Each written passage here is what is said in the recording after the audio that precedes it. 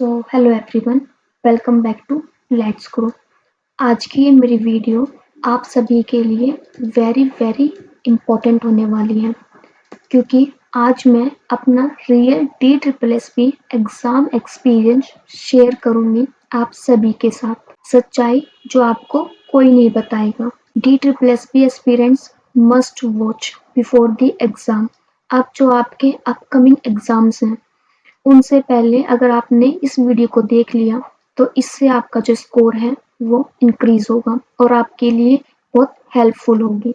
ये video important है CTET, DSSB, TGT, PGT, PRT और कुछ जो नॉन टीचिंग एग्जाम्स हैं उन सभी के लिए, क्योंकि इस वीडियो में मैं आपको बताऊंगी कि जब मेरा एग्ज़ाम था उस टाइम पर मैंने किन किन प्रॉब्लम को फेस किया, क्या मेरी स्ट्रेटजी थी इन प्रॉब्लम्स को टैकल करने की। इन सभी को मैं आप सभी के साथ शेयर करूंगी। आपको क्या करना होगा, मेरे चैनल लेट्स ग्रो को सब्सक्राइब करना होगा, जिस पर मैं आपको ऐसे ही DSSP की प्रिपरेशन से रिलेटेड वीडियो लेके आती हूँ। इस पर मैं आपको पेपर 2 जो कि TGT सोशल साइंस है उसकी प्रिपरेशन भी करवा रही हूँ। आपके लिए ये चैनल बहुत इम्पोर्टेंट है, इसीलिए इसको सब्सक्राइब कर दें। चलिए स्टार्ट करते हैं आज की इस वीडियो को एंड तक जरूर देखना। Next, why I am making this video. मैं ये वीडियो क्यों बना रही हूँ, क्योंकि many students feel confused before DSSP exam. क्योंकि बहुत से बच्चे कंफ्यूज रहते हैं DSSP एग्जाम से पहले। मैं भी थी। जब आप एग्जाम हॉल में एंटर करोगे और अपने कंप्यूटर के सामने बैठोगे, जब आप भी कंफ्यूज होगे, मैं भी कंफ्यूज हुई थी।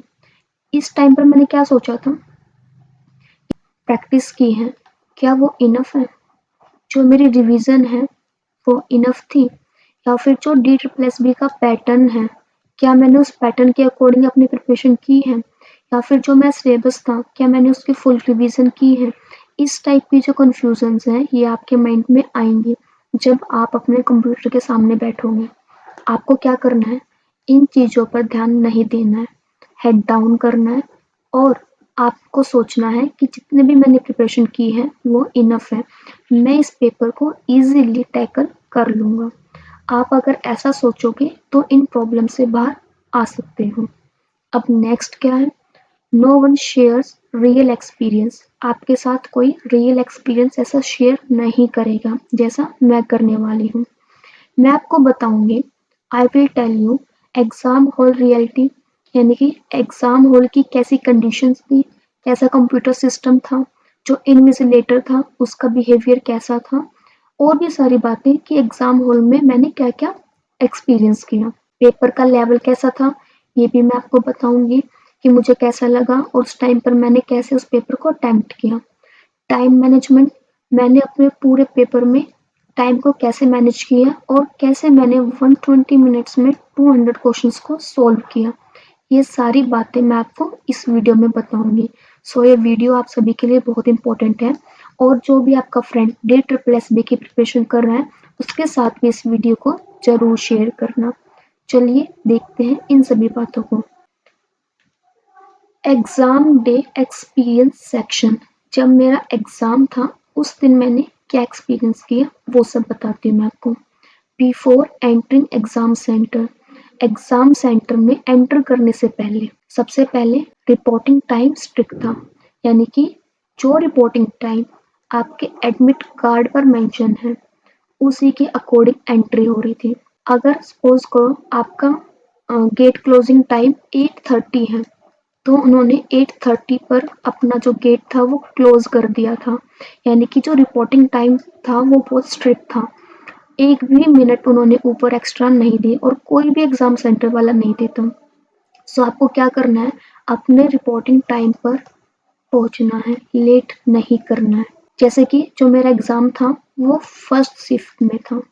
फर्स्ट शिफ्ट वाले बच्चों के लिए काफ़ी प्रॉब्लम होती है, क्योंकि जो हमारा एग्ज़ाम सेंटर है वो मेनली नोएडा 62 में आएगा, या फिर जो आदर्श है ये भी शायद नोएडा 59 कुछ ऐसे है, मतलब इससे एक स्टॉप पहले वाला जो स्टेशन है वहाँ पर है आदर्श वाला जो एग्ज़ाम सेंटर है। इन दोनों में ही DSSB के एग्ज़ाम कंडक्ट होते हैं। सो जो फर्स्ट शिफ्ट वाले बच्चे होते हैं उन्हें इन प्रॉब्लम्स का बहुत सामना करना पड़ता है, क्योंकि मेट्रो का और सुबह अर्ली इन द मॉर्निंग यहाँ पर पहुँचने का उनको काफ़ी प्रॉब्लम्स का सामना करना पड़ता है। और जो मेरा एग्ज़ाम था वो भी मॉर्निंग वाले शिफ्ट में था। सो मैं तो यही बोलूँगी कि जिन बच्चों का मॉर्निंग वाले शिफ्ट में एग्ज़ाम है वो अपने टाइम पर ज़रूर पहुँचे। नेक्स्ट, डॉक्यूमेंट चेकिंग कैसा था? देखो, डॉक्यूमेंट चेकिंग भी आपका बहुत अच्छी तरीके से वो डॉक्यूमेंट चेक कर रहे थे। आपका जो एडमिट कार्ड है वहाँ पर आपका एड्रेस के साथ में गेट नंबर भी मेंशन होगा। अब चाहे आपका एग्ज़ाम नोएडा वाले में 62 सेक्टर वाले में हो या फिर आदर्श में हो, उसमें क्या होगा, अलग-अलग गेट्स हैं, गेट नंबर 1 और गेट नंबर 2। आपके एडमिट कार्ड पर आपका गेट नंबर मेंशन होगा, आप उसी से एंट्री करें, नहीं तो आप लाइन में लगोगे और फिर जब आपकी एंट्री की बारी आएगी आपको बोल दिया जाएगा कि गेट नंबर 1 पर जाओ या फिर गेट नंबर 2 पर जाओ, आपका टाइम वेस्ट होगा। ऐसा आपको नहीं करना है। आपको अपने एडमिट कार्ड पर अच्छे से चेक करना है कि गेट नंबर कौन-सा है, उसी के अकॉर्डिंग आपको लाइन में लगना है और वहाँ से एंट्री लेनी है। इसीलिए आपका टाइम सेव हो, अपने गेट पर डायरेक्टली चले जाओ और एंट्री ले लो। एंट्री के टाइम पर क्या होगा, आपका एडमिट कार्ड चेक होगा, उसके साथ में आईडी कार्ड चेक होगा। आपको क्या लेके जाना है, admit card, ID card plus photograph. वैसे फोटोग्राफ वो चेक नहीं करते हैं बट आपको फिर भी लेके जाने हैं, क्योंकि अगर कोई भी प्रॉब्लम आती है तो वो आपका फोटोग्राफ चेक करेंगे। जैसे कि अगर आपके एडमिट कार्ड पर आपकी जो फ़ोटो है वो आपके फेस से मैच नहीं कर रही, क्योंकि कुछ बच्चे क्या करते हैं, जब फॉर्म को फिल करते हैं वो अपना पुराना वाला जो फ़ोटो है ना वो लगा देते हैं। अब क्या होगा, उनका जो एडमिट कार्ड पे फ़ोटो और जो उनकी अभी फेस है वो दोनों मैच नहीं करेंगे, अलग-अलग लगेंगे। उनको डाउट होगा तो आपका वो रियल उस टाइम जो अभी का जो फ़ोटोग्राफ है वो चेक कर सकते हैं। या फिर कोई आईडी कार्ड इश्यू हो सकता है, उसमें आपके फ़ोटोग्राफ को चेक किया जा सकता है। तो आपको क्या करना है, फोटोग्राफ को भी लेके जाना है, बट एंट्री के टाइम पर ये चेक नहीं होगा। ये वो आपसे पूछ सकते हैं कि क्या आपके पास फोटोग्राफ है, तो इससे ज़्यादा आपको फोटोग्राफ के बारे में वो चेकिंग नहीं करेंगे। आपकी मेनली क्या चेकिंग होगा, एडमिट कार्ड। एडमिट कार्ड पर वो देखेंगे कि आपका एग्ज़ाम आज के दिन है और आपका नेम पूछेंगे, एड्रेस पूछेंगे या फिर फादर नेम पूछ सकते हैं। और जो एडमिट कार्ड पर आपके नेम है, आपके फादर नेम है, एड्रेस है, वही सेम होना चाहिए आपके आईडी कार्ड पर। अगर ऐसा नहीं है तो वो आपकी एंट्री नहीं करेंगे। क्योंकि कुछ बच्चों का क्या होता है, सपोज़ करो उनके नेम में, उनके एडमिट कार्ड पर तो उनका सरनेम है, बट उनके जो आईडी कार्ड है जैसे कि आधार कार्ड है, उसमें उनका सरनेम नहीं है। तो ये भी प्रॉब्लम्स देखने को मिलती हैं, उनको फिर एंट्री नहीं मिलेगी एग्ज़ाम सेंटर पे। तो आपको अपना आईडी कार्ड भी वही लेके जाना जिस पर आपका नेम सेम हो जो एडमिट कार्ड पर है। आप अपना ड्राइविंग लाइसेंस लेके जा सकते हो, आधार कार्ड लेके जा सकते हो और भी काफ़ी आईडी प्रूफ्स हैं, आप उनको लेके जा सकते हो, बट आप दोनों के जो नेम है इनमें वो सेम होने चाहिए, ये आप चेक कर लेना पहले। अगर ऐसा नहीं है तो आपको एंट्री नहीं मिलेगी, चाहे आप फिर उनको कितना ही बोल लेना। सो ये भी चीज़ इम्पोर्टेंट है, आपको क्या लेके जाना और क्या-क्या प्रॉब्लम आ सकती है ये मैंने आपको बता दी। डॉक्यूमेंट्स क्या-क्या चेकिंग होती है वो भी मैंने आपको बता दी। अब है एग्ज़ाम सेंटर डिस्टेंस प्रॉब्लम। अब देखो, कुछ बच्चे ऐसे हैं जो दिल्ली एनसीआर से हैं, कुछ ऐसे हैं जो अदर स्टेट से हैं जैसे कि राजस्थान, उत्तर प्रदेश, अलग-अलग स्टेट से भी बच्चे DSSB का एग्ज़ाम देने आते हैं। उनको ये प्रॉब्लम से फेस करनी पड़ती है, क्योंकि उनका जो एडमिट कार्ड आता है मोस्टली, जैसे कि अब कुछ दिनों में एग्ज़ाम है, तो उन बच्चों का जो एडमिट कार्ड है वो 4 दिन पहले आएगा। अब जो बच्चे दूर से आ रहे हैं, जिनको अपनी ट्रेन की टिकट्स बुक करनी है, वो तो विदिन 4 डेज़ में नहीं पॉसिबल हो पाएगा, तो उनको इन चीज़ का सामना करना पड़ता है। सो जो बच्चे दूर से आ रहे हैं, मैं तो उनको यही बोलूँगी कि आप 1 दिन पहले दिल्ली में आ जाएँ और स्टे करें। जिससे क्या होगा, आप अपने एग्ज़ाम सेंटर पर टाइमली पहुँच जाओगे। सो ये प्रॉब्लम का काफ़ी बच्चों को सामना करना पड़ता है कि जो बच्चे दूर से आते हैं। इवन जो बच्चे दिल्ली में ही रहते हैं, उनको भी जो मॉर्निंग वाली शिफ्ट है, उनको प्रॉब्लम होती है। उनको प्रॉब्लम कैसे होती है कि मोस्टली जो मेट्रो होती है उसका टाइम होता है सुबह 6 बजे का, जो फर्स्ट मेट्रो होती है, मोस्टली कह रही हूँ मैं, 6 बजे का। अब कुछ बच्चे कैसे होता है कि जो एग्ज़ाम सेंटर 3 घंटे की दूरी पर है, वो पहुँच ही नहीं पाते। तो ये भी प्रॉब्लम का सामना करना पड़ता है। ये भी एक इम्पोर्टेंट क्या प्रॉब्लम है जो बच्चों को फेस करनी पड़ती है। सो अगेन मैं आपको फिर से बता दूँ, जो उनका रिपोर्टिंग टाइम है बहुत स्ट्रिक्ट है और जो डॉक्यूमेंट चेकिंग है कैसे होगी मैंने आपको बता दिया। अपने एडमिट कार्ड पर अपना गेट नंबर चेक कर लेना, उसी अकॉर्डिंग एंट्री लेना, नहीं तो फिर ऐसे ही इधर उधर घूमते रहोगे, टाइम वेस्ट होगा। Next, admit card ID issue का क्या प्रॉब्लम हो सकती है वो मैंने आपको बता दी। एग्जाम सेंटर का जो डिस्टेंस प्रॉब्लम है वो भी मैंने आपको बता दी। बट ये है कि जो आपके दोनों सेंटर है ना, ये मेट्रो स्टेशन के पास में है।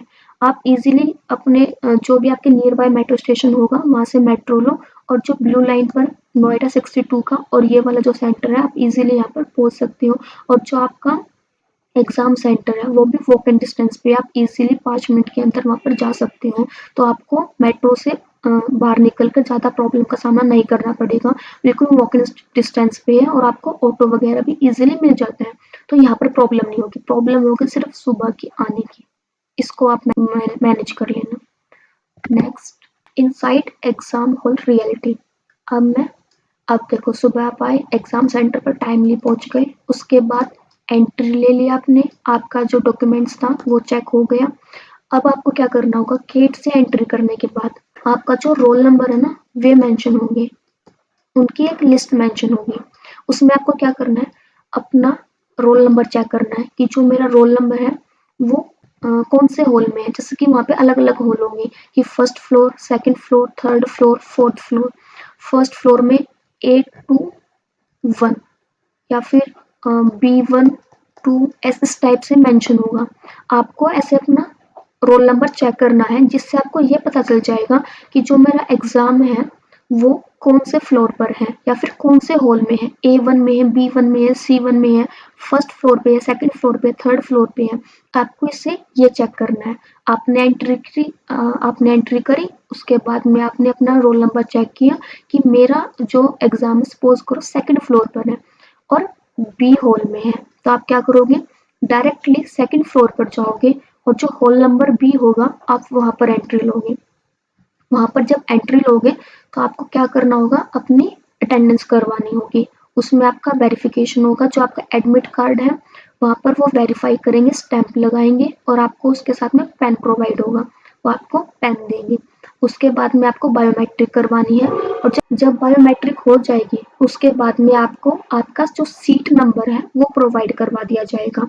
फिर आप अपने सीट नंबर पर जाकर बैठ जाना। ये आपको प्रोसेस इतना फेस करना पड़ेगा। अब आप अपने सीट पर बैठ गए, अपने सिस्टम नंबर पर बैठ गए। अब आगे के देखते हैं कि कंप्यूटर सिस्टम कंडीशन, कि कंप्यूटर सिस्टम की क्या कंडीशंस थी। अगर मैं अपना एक्सपीरियंस बताऊं तो मुझे तो कंप्यूटर में कोई प्रॉब्लम लगी नहीं, क्योंकि जो कंप्यूटर थे सारे अच्छी कंडीशंस के थे। उनकी जो कंडीशंस थी वो बहुत ही अच्छी थी, वेल थी, गुड थी। कंप्यूटर सिस्टम में मुझे तो कोई प्रॉब्लम अभी तक फेस नहीं हुई है, मैं अपना एक्सपीरियंस बताऊं। बट मुझे एक प्रॉब्लम क्या लगी कि देखो, जो कंप्यूटर है उसकी अगर स्क्रीन, देखो कुछ कंप्यूटर्स की क्या होती है, स्क्रीन येलो येलोइश होती है, पिंक पिंक सी होती है, उनमें थोड़ी सी प्रॉब्लम लग सकती है। बट ऐसी प्रॉब्लम अभी तक तो मैंने D++ एग्जाम में फेस नहीं की। सेकंड होता है कीबोर्ड। अब कीबोर्ड का तो हमें ऑनलाइन एग्जाम में कोई यूज ही नहीं है, तो जो आपका इन्विजिलेटर होगा ना वो आपको ये बोल देगा कि जो आपका कीबोर्ड है ना अपने कंप्यूटर के पीछे रख दो। क्यों? क्योंकि जब आप एग्जाम दोगे, एग्जाम देते टाइम एग्जाम प्रेशर में या फिर जल्दबाजी में आपसे कोई की प्रेस हो गई, कोई डिलीट की, कुछ भी प्रेस हो सकता है, उससे आपका कंप्यूटर सिस्टम ना बंद हो जाए। इसीलिए वो आपको पहले अनाउंस कर देंगे, और अगर अनाउंस करे भी ना तो आप खुद से अपना कीबोर्ड को उठाकर कंप्यूटर के पीछे रख दो। हमें तो ऐसा बोला गया था कि अपना जो कीबोर्ड है आपका उसको उठाकर अपने कंप्यूटर के पीछे रख दो, जिससे क्या होगा, आपकी कोई भी की प्रेस नहीं होगी और आपको एक अच्छा खासा स्पेस भी मिल जाएगा अपने पेपर को, अपने रफ शीट को रखने के लिए।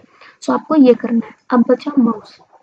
माउस में क्या करना है आपको, जब आप अपने एग्जाम सेंटर पे अपने कंप्यूटर सिस्टम पर जाकर बैठो, माउस को अच्छे से स्क्रॉल करके देखना कि जो माउस है वो अच्छे से मूव कर रहा है, और उसके साथ में जो उसके बटन्स हैं, लेफ्ट बटन, राइट बटन, उनको भी प्रेस करके देखना कि क्या आपका माउस वर्किंग है। देखो, एक बार तो मेरे साथ क्या हुआ था कि जो मतलब स्क्रीन अच्छी थी, कीबोर्ड का तो कुछ वर्क है ही नहीं।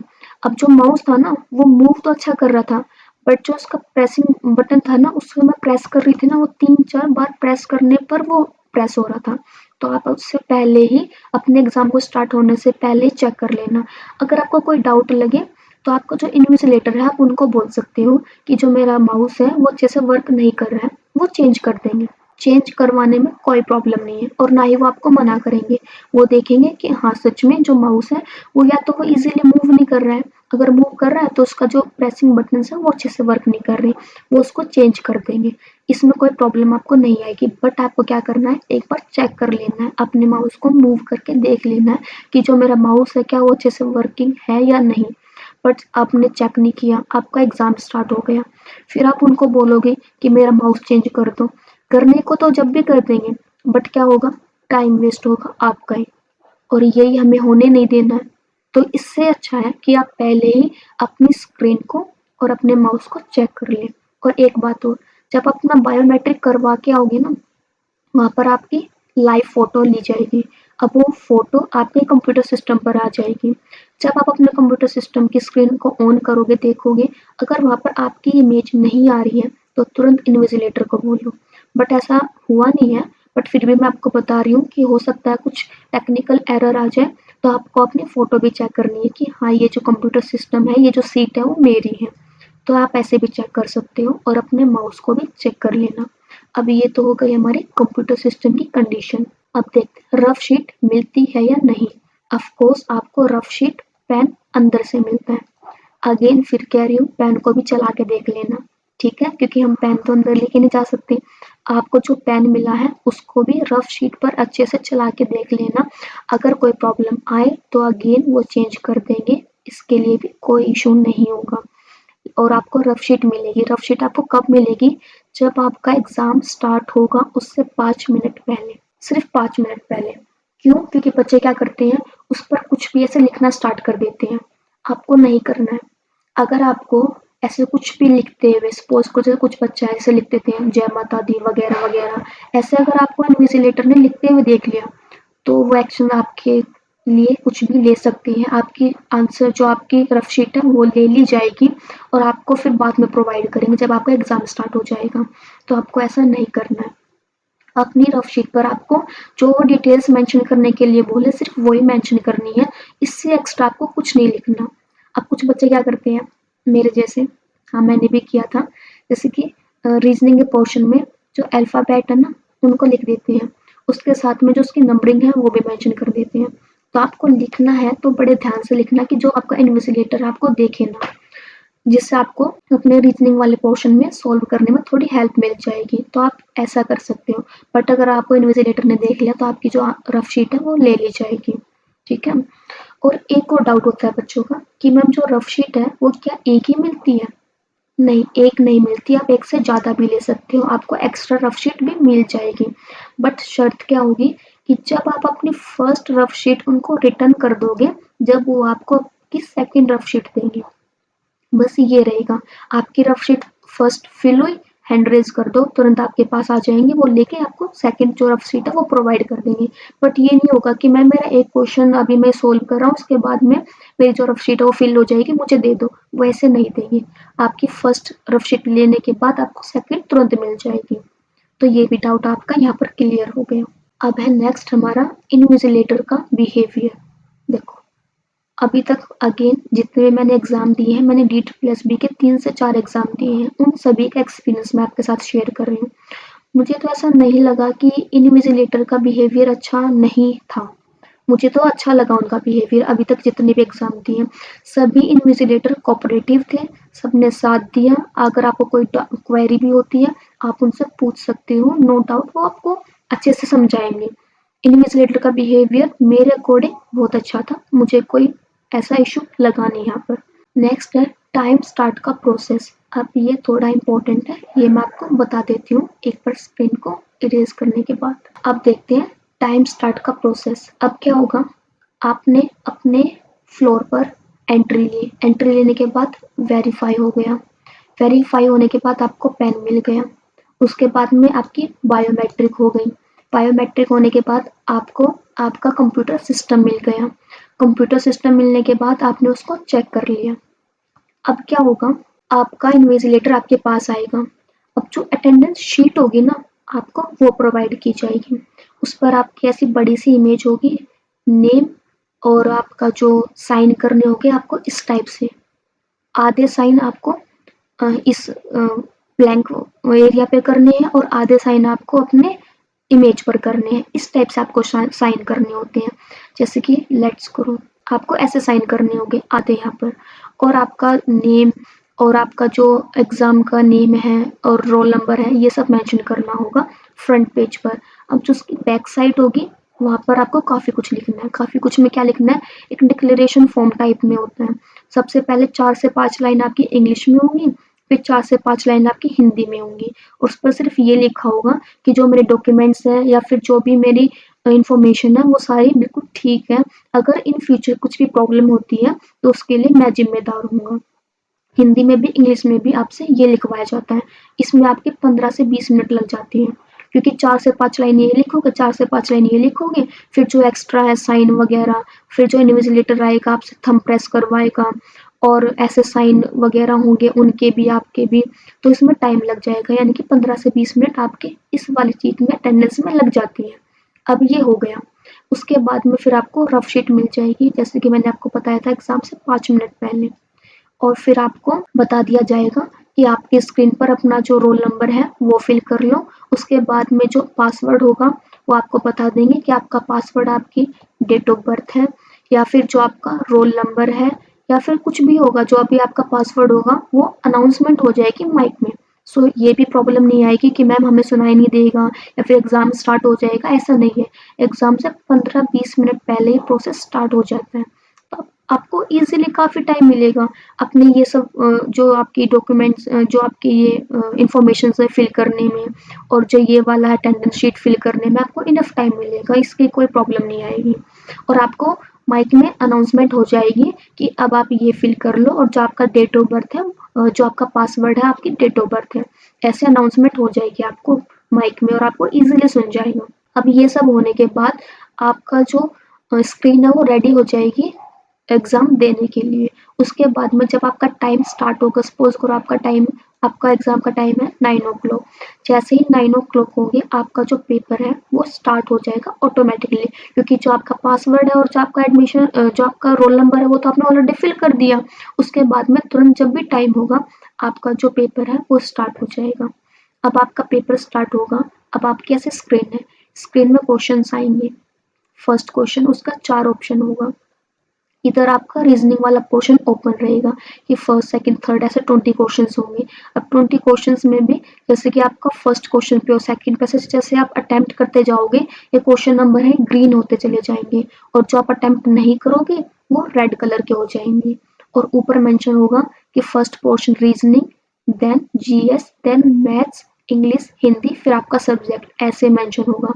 और सबसे इम्पोर्टेंट बात, जो आपका टाइम है ना वो आपकी स्क्रीन पर चलता रहेगा।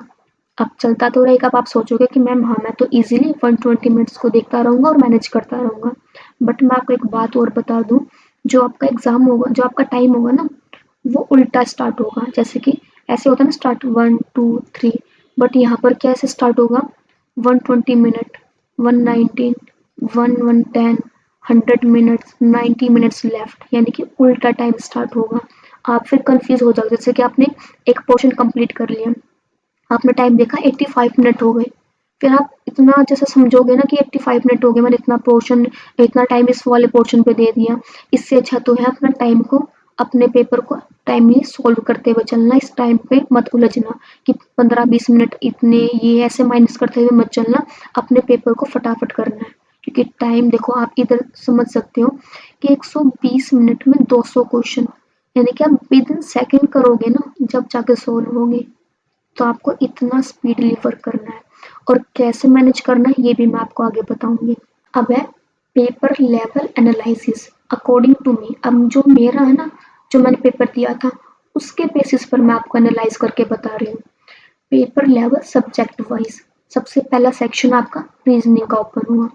अब जो रीजनिंग होगी ना आपकी इजी टू मॉडरेट होगी, मॉडरेट टू टफ नहीं होगी, मैं बता रही हूँ इजी टू मॉडरेट होगी। जैसे कि आपके 20 क्वेश्चन आते हैं रीजनिंग में। अब 20 क्वेश्चन में क्या होगा, आपके 15 क्वेश्चंस तो ऐसे होंगे जो 1 मिनट के अंदर अंदर सोल्व हो जाएंगे, विद इन 1 मिनट। और 3 से 4 क्वेश्चंस ऐसे होंगे जो कुछ सेकंड्स में ही सोल्व हो जाएंगे, और 2 से 3 क्वेश्चन ऐसे होंगे जो मॉडरेट होंगे, यानी कि आप उन्हें सॉल्व तो कर लोगे, नो डाउट। मैं नहीं कह रही हूँ कि आप उनको सॉल्व नहीं कर पाओगे, मैं खुद कह रही हूँ आप इजीली सॉल्व कर सकते हो, बट क्या होगा, टाइम लगेगा। और जो DSSB का एग्जाम है ना, वो अगर सही बताऊं, इतनी आपकी जो प्रिपरेशन है ना, उससे इतनी जल्दी क्लियर नहीं होगा जितना स्ट्रेटेजी से क्लियर होगा। क्यों? क्योंकि मैं बताती हूँ। अब देखो 20 क्वेश्चंस हैं, रीजनिंग इजी टू मॉडरेट मैंने बता दी। अब 20 क्वेश्चंस को 20 इजीली सोल्व कर सकते हैं बच्चे, 20 क्वेश्चंस को इजीली सोल्व कर लेंगे, मैं खुद कह रही हूँ। बट क्या होगा, 3 से 4 क्वेश्चंस ऐसे होंगे जो टाइम ले लेंगे, और आपने उनको टाइम दिया, आपका पेपर रहा। अब बताओ फिर आपको क्या करना चाहिए। आपको ये लगे, जैसे सबसे पहले क्वेश्चन देखो, क्वेश्चन देखते अगर आपको ये लगे कि मैं 1 मिनट के अंदर सोल्व कर लूंगा, तुरंत सोल्व कर दो। बट अगर ये लगा ना कि मैं सोल्व तो कर लूंगा, मैं अगेन फिर कह रही हूँ क्योंकि इजी आएगा पेपर, ये मत सोचना कि ये तो मुझे आता है मैं तो सोल्व करूंगा। नहीं, आप सोल्व तो कर लोगे उसे, बट क्या होगा, टाइम लगेगा मुझे 1 मिनट से ज्यादा, सिर्फ 1 मिनट से ज्यादा उसी में सोच लेना कि ये क्वेश्चन मुझे नहीं करना। अगर आपको करना भी है ना, तो कब, आपने 18 क्वेश्चन सोल्व कर लिए, अब आपके 2 क्वेश्चन बचे हैं, और आपने टारगेट लेके चला है 15 मिनट का रीजनिंग के लिए। मैं वैसे बता रही हूँ, अब ये नहीं कि सिर्फ 15 ही मिनट लेके चलनी है, बट मैं आपको बता रही हूँ कि अगर आपने 15 मिनट लेके चले अपने रीजनिंग के लिए, आपने 18 क्वेश्चन कर लिए, 2 क्वेश्चन रहते हैं और 40 मिनट हुए हैं, अगर आपके पास 1 मिनट है, तुरंत इन 2 क्वेश्चन को सोल्व करने लग जाओ। बट अगर आपके 15 मिनट्स हो गए हैं, 18 क्वेश्चन सोल्व कर लिए हैं, बस इन 2 को मत छेड़ो, आगे वाले सेक्शन पे मूव कर लो। अगर इन 2 को सोल्व करने लगे ना, आपके 2 मिनट चली जाएंगे, और 2 मिनट में आपको DSSB का पता नहीं है, 10 से 15 क्वेश्चन आप आगे सोल्व करोगे 2 मिनट में। कौन से वाले? GS वाले। GS को बच्चे 5 मिनट में सोल्व कर लेते हैं, जब जाके आपका जो पूरा पेपर है तभी आप अटेम्प्ट कर पाते हो। इस स्पीड से चलना है, इस स्ट्रेटेजी से चलना है। अगर मैं अपना रीजनिंग का बताऊं तो इजी टू मॉडरेट था, मैंने 18 क्वेश्चन अटेम्प्ट करे थे 20 में से। और अगेन फिर बता रही हूँ, जो ये 2 क्वेश्चन थे ना, ऐसे नहीं थे कि मैं सोल्व नहीं कर सकती, मैं इजीली सोल्व कर सकती थी इन्हें, बट टाइम लगता, और मैंने फिर स्ट्रेटेजी को अपनाया, इन 2 क्वेश्चन को छोड़ा और आगे की तरफ मूव कर लिया।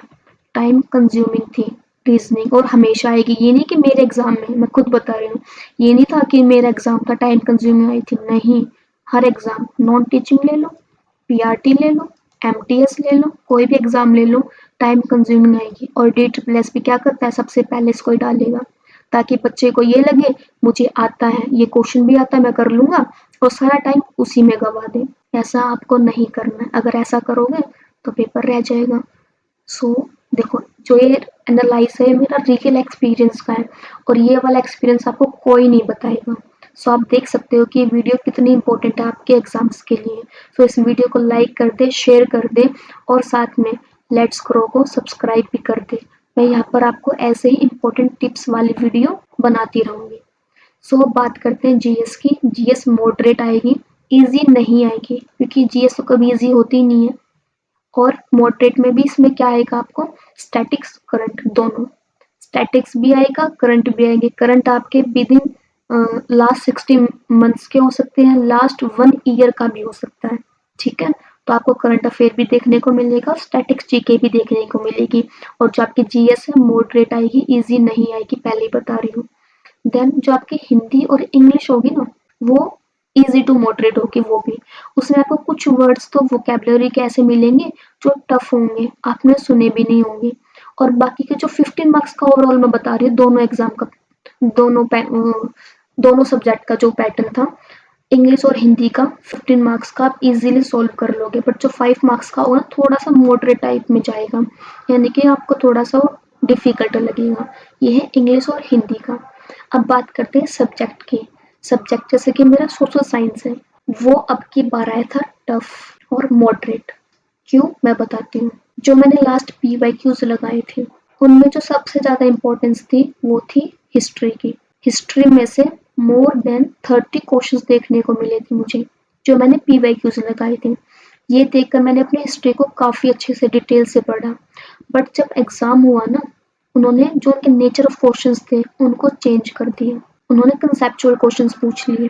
कंसेप्चुअल कैसे, कि अगर ऐसा था तो ऐसा हो सकता है, ये इस टाइप के क्वेश्चंस, यानी कि उन्होंने कंसेप्चुअल बेस्ड क्वेश्चन पूछे थे, और जो कि काफी लॉन्ग क्वेश्चंस थे, टाइम टेकिंग थे। टाइम टेकिंग भी थे, कंसेप्चुअल भी थे, जो नेचर ऑफ क्वेश्चंस था चेंज हुआ था, और जो हिस्ट्री की वेटेज थी ना वो थोड़ी सी कम हो गई। इंक्रीज किसकी हो गई थी? पॉलिटिकल साइंस की। ये 30 मार्क्स की आ गई, ये अप्रॉक्स 20 to 25 मार्क्स की हो गई। सो यहाँ पर एक इतना बड़ा चेंज मुझे देखने को मिला था मेरे एग्जाम में। आपका भी एग्जाम देखो, डी ट्रिपल एस भी हर साल तो एग्जाम लेता नहीं है, सही बता रही हूँ मैं, हर साल तो एग्जाम लेता नहीं है, 2 से 3 साल में एग्जाम लेता है। अब 2 से 3 साल में जब ये एग्जाम लेगा, जाहिर सी बात है कुछ ना कुछ तो चेंज लेके आएगा। सो इस चेंज के लिए भी आपको रेडी रहना है कि किसी भी टाइप का क्वेश्चन हो आप बहुत अच्छे से उसको सोल्व कर ले, अटेम्प्ट कर ले। ये था मेरे पेपर का एनालाइज। आई होप आपको हेल्पफुल लगा हो। अब नेक्स्ट देखते हैं टाइम मैनेजमेंट स्ट्रेटेजी। आपको अपने टाइम को कैसे मैनेज करना है। अगेन 120 मिनट में 200 क्वेश्चंस कैसे मैनेज करोगे। टोटल क्वेश्चंस 200 अभी बताए हैं। टाइम इनफ तब होगा जब आप स्टार्टिंग से स्पीडली वर्क करते हुए चलोगे। जैसे कि मैंने लास्ट स्लाइड में बताया था कि आपको सभी क्वेश्चंस को अटेम्प्ट नहीं करना। देखो सीधी सी बात बताती हूँ, 200 मार्क्स का आपका पेपर है। अब जो कट ऑफ है, क्या 200 में से 200 पे लगेगी? नहीं ना। आपकी कट ऑफ कितनी जाएगी? 140 टू 150। हमें कितने क्वेश्चन को सोल्व करना है? 150। बाकी के अगर आप 50 क्वेश्चन को छोड़ भी दोगे, क्या प्रॉब्लम है? कुछ भी प्रॉब्लम नहीं है, क्योंकि हमें तो सिर्फ 150 तक स्कोर करना है। इसी पे हमारी कट ऑफ लगेगी, हमारा बेड़ा पार है। बट बच्चे क्या सोचते हैं, 200 में से मैं तो 200 ही सोल्व करूंगा, और उस चक्कर में वो 140 भी सोल्व नहीं कर पाते। क्यों? क्योंकि वो स्टार्टिंग में रीजनिंग, अगेन फिर बता रही हूँ, रीजनिंग आएगी, टाइम कंज्यूमिंग रहेगा, बट आपको क्या लगेगा, मुझे सारा आता है और मैं तो 200 में से 200 ही सोल्व करके जाऊंगा। उस चक्कर में जो आपका लास्ट का हिंदी का जो पोर्शन है, जिनका नॉन टीचिंग एग्जाम है, उनका जो लास्ट पोर्शन होगा वो हिंदी का होगा, और जो जिन बच्चों का टीचिंग का एग्जाम है, उनका जो लास्ट पोर्शन है वो आपका सब्जेक्ट का होगा। सो जो आपका सब्जेक्ट का 100 मार्क्स की जो आपने अभी तक प्रिपरेशन की है, आप उसको पूरा ही नहीं अटेम्प्ट कर पाओगे तो फिर क्या फायदा, ये बताओ। तो आपको क्या करना है, स्ट्रेटेजी के साथ चलना है। अगर आप अटेम्प्ट करने से ज़्यादा ये समझ लो कि इस क्वेश्चन को मुझे छोड़ना है, जब आपके लिए टाइम इनफ है। नहीं तो टाइम इनफ नहीं है, फिर बता रही हूँ। अगर आपको 200 में से 200 करने हैं ना, टाइम इनफ नहीं है। बट हमें 200 में से है ना मैम 150 करने हैं, और 150 पे हमारा क्या हो जाएगी, कट ऑफ बार हो जाएगी, और मुझे 150 से अटेम्प्ट करनी है। इस स्ट्रेटेजी से अगर अपने पेपर को सोल्व करोगे ना, तो 120 मिनट में 150 क्वेश्चन सोल्व करना कोई बड़ी बात नहीं है, आप इजीली कर लोगे। और मैंने खुद करे हैं, आप इजीली कर लोगे, और मैंने भी करे हैं, उस एक्सपीरियंस पर मैं आपको बता रही हूँ। तो आपको इस टारगेट से चलना है। इस टारगेट से चलोगे, टाइम इनफ है, नहीं तो नहीं है। अगेन नेक्स्ट, गैस वर्क किया या नहीं किया।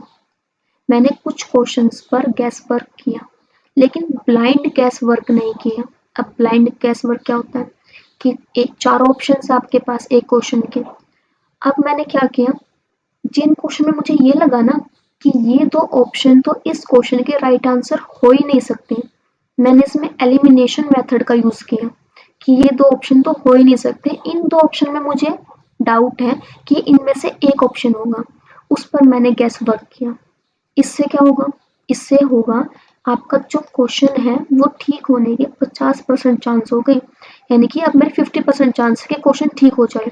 अगर आपको भी ये लगे कि इसमें 50% चांस है मैम कि मैं ये क्वेश्चन ठीक कर सकता हूँ, फिर तो गैस वर्क कर लेना, नो डाउट। बट अगर आपको लगे ही नहीं रहा है कि इन चारों में से कौन सा राइट आंसर है, और फिर आप गैस पे गैस करे जा रहे हो, पेपर क्लियर नहीं होगा, सीधा बात, पेपर क्लियर होगा ही नहीं। आपको एलिमिनेशन मेथड का यूज करना है, 50% चांस इंक्रीज करने हैं कि मेरा जो आंसर है ये ठीक हो जाए। अगर ये कर सको तो गैस वर्क करना, और मैंने भी कुछ क्वेश्चंस पर गैस वर्क किया था, अगेन मैं फिर बता रही हूँ। अब लास्ट 10 मिनट्स का एक्सपीरियंस ये मैं आपके साथ शेयर कर रही हूँ।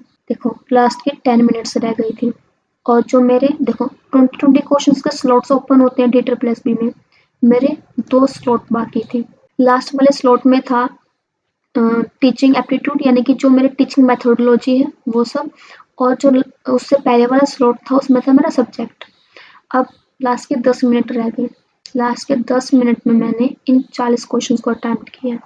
समझ सकते हो, 10 मिनट में 40 क्वेश्चन। मैंने भी अपना पूरा पेपर अटेम्प्ट किया था, बट ये नहीं है कि 200 में से मैंने 200 ही ठीक करके आई या फिर 200 में से 200 अटेम्प्ट करे, नहीं। कुछ क्वेश्चंस मैंने स्किप किए थे। स्किप करने के बाद मैं अपने लास्ट वाले क्वेश्चन पर पहुंची थी।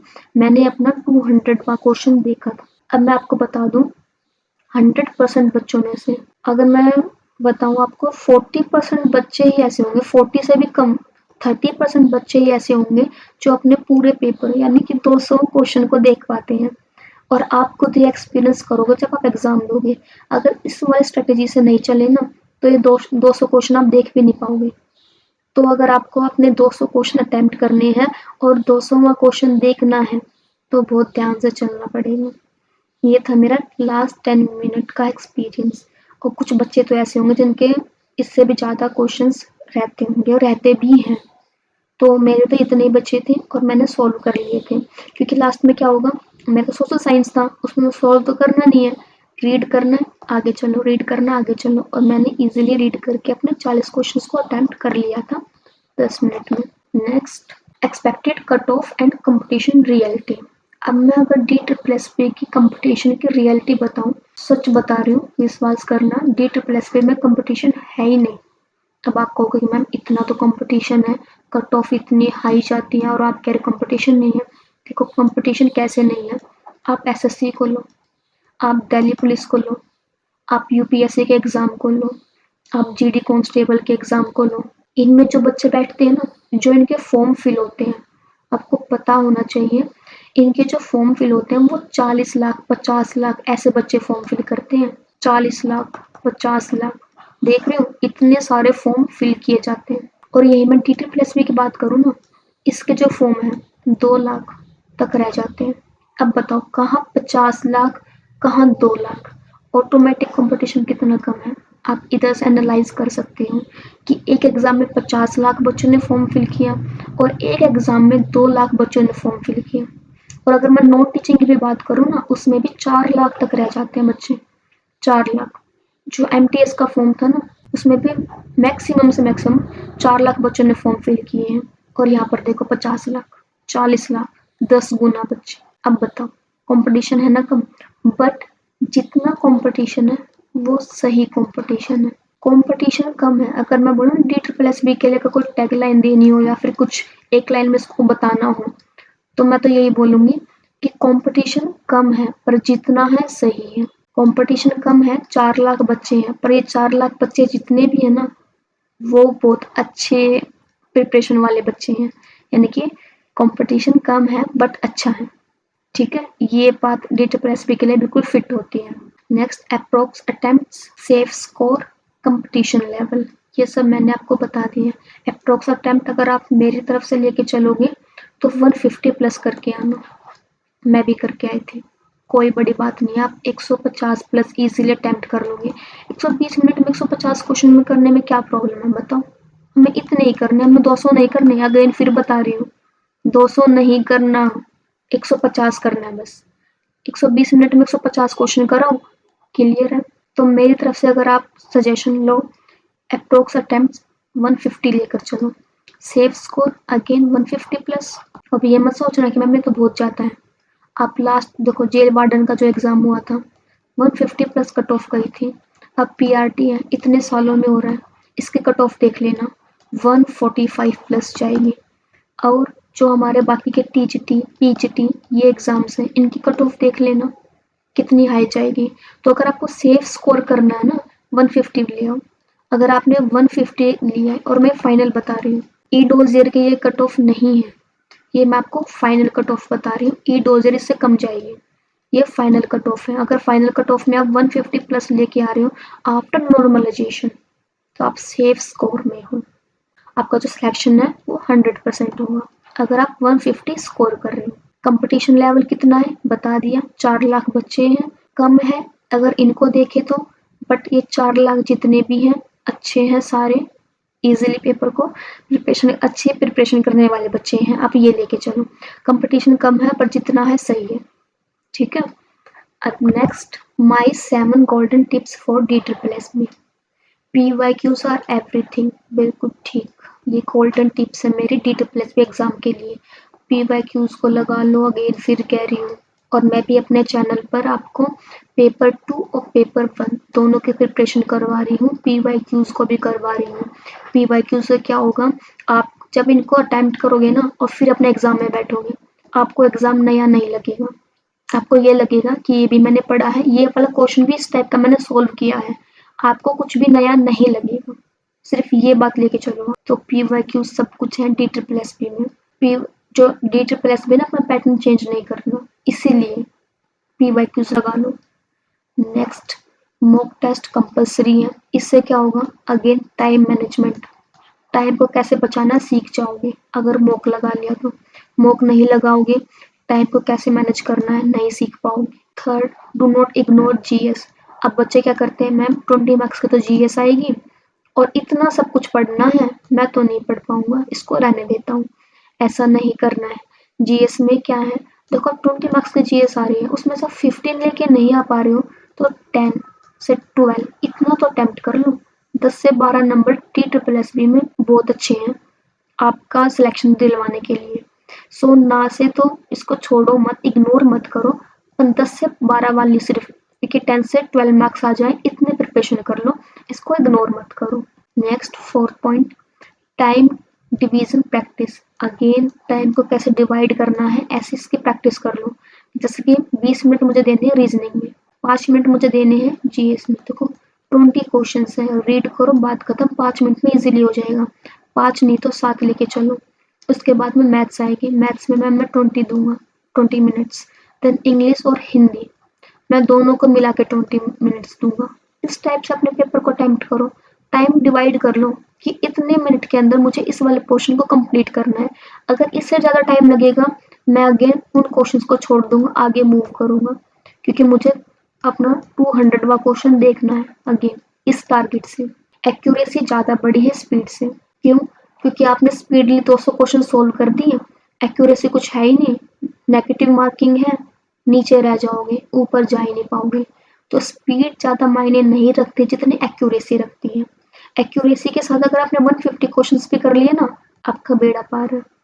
एक्यूरेसी के साथ 120 क्वेश्चन ज़्यादा अच्छे हैं, और स्पीड के साथ में 200 क्वेश्चन कर लिए, एक्यूरेसी है ही नहीं, कोई फ़ायदा नहीं है 200 क्वेश्चन अटेम्प्ट करने का। 200 क्वेश्चन अटेम्प्ट करने का कोई फ़ायदा ही नहीं है।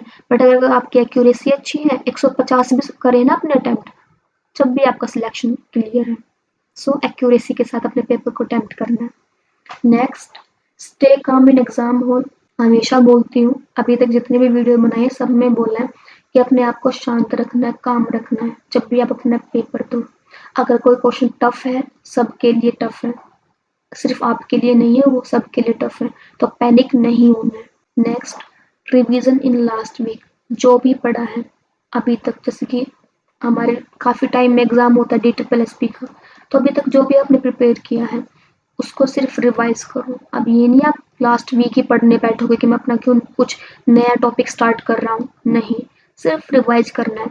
लास्ट के 3 से 4 वीक आपको सिर्फ रिवाइज करना है, यानी कि 1 मंथ आपको सिर्फ रिवाइज करना है जो आपने पढ़ा है। Next, why you should subscribe the let's grow, क्योंकि यहाँ पर मैं आपको फ्री फुल सिलेबस कवरेज दूंगी। इसमें मैं आपको पेपर 1 और पेपर 2 दोनों की प्रिपरेशन करवाऊंगी एट फ्री ऑफ कॉस्ट, और जो कि मैंने स्टार्ट भी कर दी है। मैंने आपको पेपर 2 की भी क्लासेस ली है और पेपर 1 की भी, और इनकी अलग से मैंने प्लेलिस्ट भी क्रिएट कर दी है, आप इजीली जाकर इनको देख सकते हो। DSSB फोकस स्ट्रेटेजी, जैसे कि ये इंपॉर्टेंट वीडियो बनाई है मैंने, ऐसे ही मैं और भी अलग वीडियो बनाती रहूंगी आपके एग्जाम पर्सपेक्टिव से। Next, PYQs discussion of course होगा। रीजनिंग की भी जो मैंने अभी क्लास बनाई है उसमें भी मैंने आपको PYQs करवाए हैं, क्योंकि PYQs ये सब कुछ है DSSB में, मैंने बताया था। सो ये भी करवाऊंगी मैं। एग्जाम ओरिएंटेड प्रिपरेशन होगी, बिल्कुल होगी। ऑनेस्ट गाइडेंस होगी। अब देखो, जो मैंने आपको इतनी सारी बातें बताई हैं, ये मैंने कहीं से देखी नहीं है, कहीं से सुनी नहीं है, ये क्या है, मेरा रियल एक्सपीरियंस ही तो है। और जो मैं बता रही हूँ, ऑनेस्टली तो बता रही हूँ, जो मेरा रियल एक्सपीरियंस है वो तो दे रही हूँ। तो यहाँ पर भी आपको क्या मिलेगा, ऑनेस्ट गाइडेंस मिलेगी। ये नहीं है कि इधर से सुना उधर से सुना और आपको बता दिया, नहीं। जो मेरा एक्सपीरियंस है, जो मैंने फेस किया है, वो सब आपको बताऊंगी, जिससे आप उस प्रॉब्लम को इजीली टैकल कर लो, उसमें फंसो ना। इसीलिए मैं आपको कह रही हूँ मेरे चैनल लेट्स ग्रो को सब्सक्राइब कर लो। अगर आप DSSS के सीरियस एस्पिरेंट्स हो तो इस चैनल को सब्सक्राइब जरूर करोगे, क्योंकि यहाँ पर आपको मिलेगी प्रॉपर गाइडेंस DSSS एग्जाम्स के लिए। Next, thank you slide, thank you for watching. Comment your doubt. अगर आपको कोई भी डाउट है किसी टॉपिक से, कुछ भी पूछना आपको बुक के लिए, या फिर कोई आपको टॉपिक समझ में नहीं आ रहा है, या फिर कट ऑफ क्या रहेगी उस वाले एग्जाम की, या फिर रिजल्ट कब आएगा, या फिर एडमिट कार्ड कब आएगा, आपको कुछ भी पूछना हो कमेंट करना, मैं आपको आंसर जरूर दूंगी। और अगर मुझे लगा कि इस पर वीडियो बनानी है तो मैं उस टॉपिक पर, उस क्वेश्चन पर वीडियो भी बना दूंगी। इसीलिए इस वीडियो को लाइक करना, और जो भी फ्रेंड आपका DSSS की प्रिपरेशन कर रहा है उसके साथ शेयर जरूर करना, ताकि उसको भी हेल्प मिले। और लेट्स ग्रो को सब्सक्राइब भी करना। DSSS की प्रिपरेशन स्ट्रेटेजी मैंने ऑलरेडी वीडियो अपलोड कर दी है कि TGT सोशल साइंस की कैसे आपको प्रिपरेशन करनी है, स्टार्टिंग से लेकर एंड तक। जितनी भी आपके जो आपके लेवल्स हैं, मैंने हर लेवल पर रहकर आपकी वीडियो बनाई है कि आप कैसे प्रिपेयर कर सकते हो, किस टाइप के क्वेश्चंस आते हैं, क्या इंपॉर्टेंट टॉपिक्स हैं, एवरीथिंग मैंने इस वीडियो में ऐड किया है। सो इस वीडियो को आप जाकर जरूर देखना, और उसके साथ में चैनल ने लेट्स ग्रो को सब्सक्राइब कर देना। सो ऐसे ही हमारे साथ बने रहे। Stay tune. Thank you.